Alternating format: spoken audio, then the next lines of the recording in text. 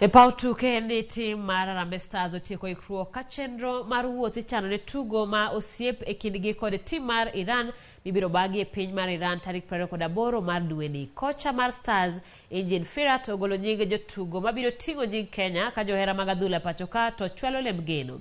James Opondo miyo ler mathoth.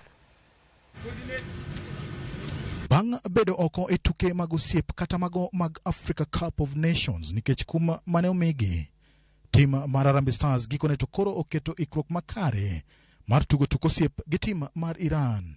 Stars mitayo gi kocha Injin Firat osebedo ka timo orako kuom juma achiel e alap makasarani, orako moting'o jotugo matugo e pinje maoko ka achiel gi mago matugo e klepe mapacho ka.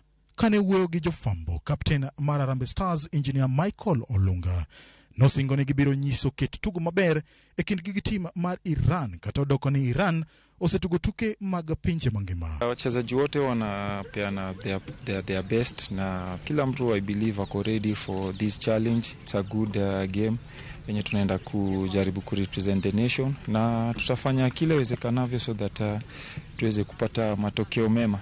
Kocha mar Harambee Stars Firat ogeno loch kata obedo ni oyango ni amen e kind Stars kod Iran to dhi bedo mapek. Kocha no okwayo thuolo mar tiego tim ni mar loso tim mondo gitug kanyakla